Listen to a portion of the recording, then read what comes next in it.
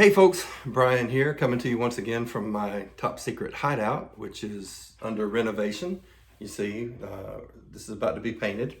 Um, but I wanted to share with you some things.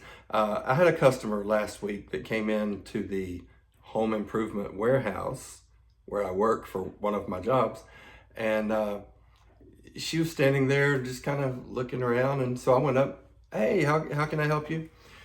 And she said, I lost my husband. And me, being the smart aleck that I am, I said, oh, well, I do grief counseling. And she's like, what? Oh, no. He was here and wandered off. I said, oh, okay. So then we just chatted a few minutes and just had a nice conversation. Her husband did eventually come back and I met him, but I won't use their names because I did not ask permission. Um, but we were talking and she just abruptly stopped after about 2 minutes and just said, so you do grief counseling? I said, yeah. I said, I'm a pastor and I lead a group called Grief Share. And she said, well, let me ask you something. When does it end? And I said, it doesn't. I'm sorry, it doesn't. It may, it will get easier over time. The ambushes of grief won't be as often or as strong. And you'll get to where you have more laughter than tears, but it never fully goes away.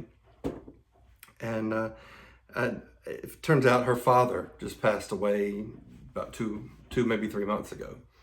And so I talked to her about dealing with that. This was just a couple of days after Thanksgiving. I said, you've got Christmas coming up. You're in that year of firsts. You just had the first Thanksgiving. You're going to have the first Christmas, first birthday, first Father's Day without him. You're going to go through that year of firsts. And we all deal with that. And I said, I gave her some advice for dealing with it at Christmas. I said, don't fill your schedule too much. It's natural and it sounds like a good idea. Oh, I'm going to plan a bunch of stuff.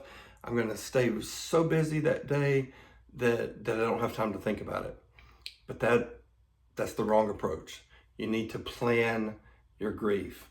So if people are coming to your house or wherever you're going for Christmas, plan that. So if they're all coming to your house, say at noon, just plan. Maybe at 9 or 10 that morning, I'm gonna go in my room, or I'm gonna go in the bathroom or wherever, and I'm gonna cry for 30 minutes, and then I'm gonna compose myself and come back out.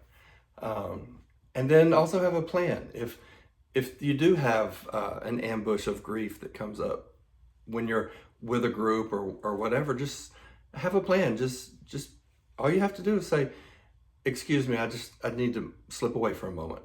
And just go to your room, go to the restroom, wherever, go outside on the porch, wherever you need to go, and just take that time for yourself. Plan on that.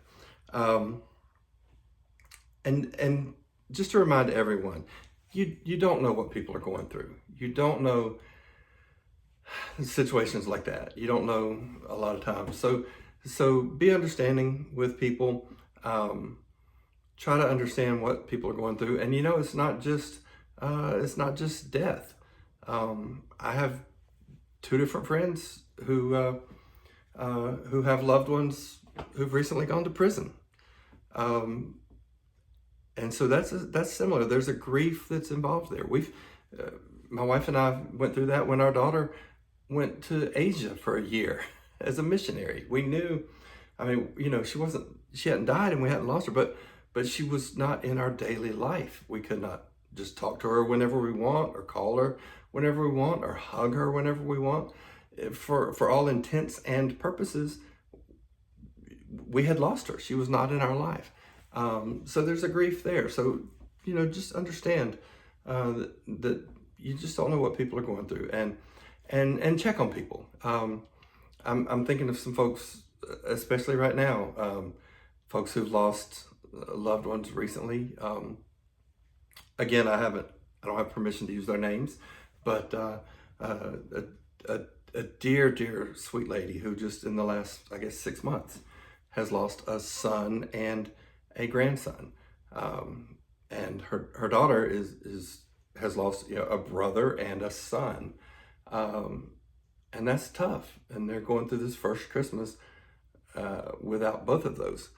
And there's other people that I think of who have lost loved ones or are in these kind of situations. Check on them.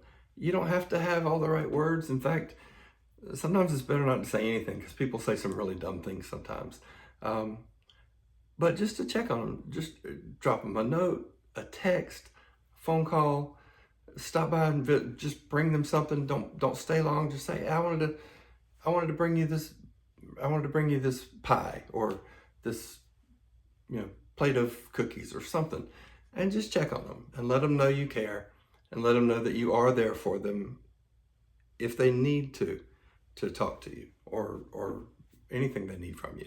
So anyway, just wanted to share that. I